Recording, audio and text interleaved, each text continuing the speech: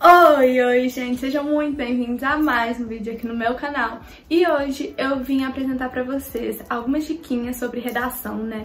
Quem me acompanha já sabe que eu estudei redação ano passado, estudei redação esse ano.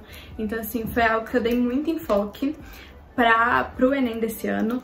E eu venho tendo resultado de todo esse meu esforço, então eu vim compartilhar algumas coisinhas que eu aprendi durante esse tempo de estudo com vocês, pra gente não esquecer, né, de seguir essas diquinhas à risca. Então, pra começar, a primeira delas é sobre o título. Quem não sabe, pode sim ter um título, a redação do Enem, mas ele não é obrigatório e particularmente eu não gosto, eu não utilizo porque você não ganha nada colocando um título, você só corre o risco de perder pontos. Nesse manual do corretor de 2021, ele veio com uma alteração sobre o título. Agora o título tem que estar destacado. O que significa isso? O título ele precisa ou estar entre aspas ou estar na primeira linha, né? Nos dois, né? Ele precisa estar na primeira linha, mas ou ele precisa estar entre aspas ou no meio da linha. E outra coisa importante é que você não precisa pular uma linha para começar a escrever a redação em si. Isso é zero inteligente, porque quanto mais linhas você perde, menos espaço para argumentar você tem. Então, assim, só coloque o título se você tiver realmente uma ideia muito legal e tiver sobrando linha, porque caso contrário, a argumentação é mais importante. A segunda diquinha é sobre a tese, que é onde você vai apresentar tudo que você vai desenvolver. É como se fosse uma sinopse do seu texto. Você vai colocar lá 2 pontos que você vai desenvolver sobre o tema principal, né, a frase tema. Você vai desenvolver 2 pontos, pode ser ele causa-consequência, tem outras formas de desenvolver o texto, mas essas são as duas mais comuns. E aí isso precisa estar na sua introdução, você precisa falar, tal problema acontece por isso e por isso. E aí você vai desenvolver isso no seu parágrafo de desenvolvimento, então, e coloca respectivamente. Então você vai desenvolver tal coisa no seu primeiro parágrafo, você coloca ela em primeiro e depois coloca a outra em segundo e desenvolve ela no seu terceiro parágrafo. Então isso é uma coisa muito importante, saber que ela precisa estar na sua introdução, porque não adianta você colocar isso no final, porque aí o corretor já leu sua redação toda e não sabe nem direito sobre o que você está falando. A terceira dica é sobre o parágrafo frasal, que ele não deve ocorrer no seu texto. O que é um parágrafo frasal? O parágrafo frasal é um parágrafo que só tem uma frase. E assim, para um parágrafo que tem que ter argumento, desenvolvimento, produtividade do argumento, não faz sentido ele ter só uma frase. No caso, um ponto final. Ele precisa ter pelo menos uns 3 para você conseguir desenvolver uma ideia, iniciar ela, desenvolver e completar essa ideia em um parágrafo, né? Que isso é bem importante. Então, fica atento a isso. Mesmo que você faça tudo isso, mas coloque só um ponto, quer dizer que você tá atropelando. A pessoa vai ler, e no final ela vai terminar e vai falar, quê? Não vai ter entendido nada. Então tenta sempre estar pontuando com o ponto final para que as pessoas consigam parar, raciocinar o que você escreveu e continuar. Isso é bem importante também, porque senão você pode perder ponto por conta disso, por atropelamento de ideias, porque o corretor vai ter que ler seu texto 5 vezes e ele nem tem tempo para isso, então ele vai te dar uma nota mais baixa só mesmo. Outra coisa muito importante durante todo o texto, mas principalmente na abertura do terceiro e do quarto parágrafo, são os conectivos. Existem vários tipos de conectivos, se você não conhece ou se você ainda não tem um repertório grande deles, pesquisa na internet, dá uma lidinha, é algo muito bom, porque ele precisa existir, ele precisa ser variado. Então assim, não fica usando sempre da mesma maneira, dessa maneira, dessa maneira, dessa maneira, não, coloca dessa forma, dessa maneira, assim sendo. Sempre varia para não ficar repetitivo, mas também coloca ele no seu texto, porque isso vai te dar coesão e coerência, né? Então, assim, você vai colocando isso no seu texto. Então, quando você quer dar uma ideia contrária, aí você fala tal coisa acontece apesar de tal coisa, ou embora. Ou você quer colocar uma ideia de adição, tem o e, tem o além de, bem como. Então, são coisas muito importantes para realmente juntar as ideias do seu texto e que é muito importante no terceiro e no quarto parágrafo. Eles são essenciais e se você não coloca, você perde ponto. Então, no terceiro, se é causa-causa o seu texto, você coloca um ademais, um além disso, e se for causa-consequência, você pode colocar o por seguinte, consequentemente. E no parágrafo de finalização, né, de conclusão, você coloca assim, logo, portanto, que para trazer a ideia de que você está finalizando seu texto e para demonstrar isso para o corretor, que é o mais importante. A quinta dica é algo muito importante, tanto que ela tem uma competência inteira só para isso, que é a competência 5. E para você lembrar, né, a competência 5, ela precisa de 5 coisas na sua proposta de intervenção. A proposta de intervenção corresponde ao último parágrafo, ao 4º parágrafo, e ela vai resolver todo aquele problema que você debateu durante todo o texto. E nela você precisa trazer um agente, uma ação, um meio modo, uma finalidade e um detalhamento. O agente, quem vai fazer aquilo, a ação, o que vai ser feito, o meio modo, vai ser por meio de uma lei? Então assim, por meio de que você vai fazer isso? Como que você vai conseguir fazer isso?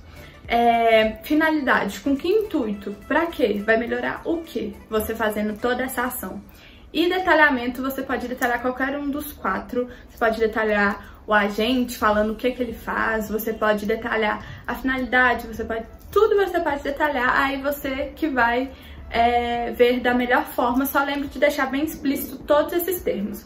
O agente é fácil, a ação também, né? É o verbo no infinitivo. Na finalidade você coloca a fim ou com intuito, e no meio modo você coloca por meio ou por intermédio, para deixar bem explícito. E o detalhamento, a forma como eu gosto de fazer é entre travessões ou entre vírgulas, uma forma de deixar bem explícito cada coisa, sabe? Porque o corretor não tem que pensar, o que ele quis colocar aqui? Não, nossa, por meio, então quer dizer que isso aqui é um meio.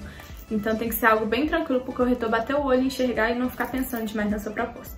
Outra coisa importante, não só para a redação do Enem, mas para todo o Enem, é a caneta preta. Você tem que levar uma caneta preta, porque só pode ser feita com essa cor, não pode ser azul, vermelha, rosa, de outra cor nenhuma, nem precisa levar. E ela precisa ter cor transparente. Quando eu fiz, não deixaram fazer com aquela caneta laranja, teve um aluno que levou na minha sala e não deixaram fazer, então eu aconselho, mas conheço pessoas que já usaram ela também, então assim, aconselho, se você quer levar ela, leva, mas leva outra também pra ficar mais seguro, e tenta achar uma de ponta fina, que é algo que me ajuda muito, que deixa minha letra muito mais bonita e menor. Então, esse é um conselho que eu posso fazer, acho uma caneta fina e preta. Ou se você gosta de caneta mais grossa, aquelas canetas 1.6, a normal, né, que normalmente é 1, pode usar também. Mas é porque eu prefiro a caneta 0.7, se tivesse mais fina eu até gostaria mais, mas nunca achei.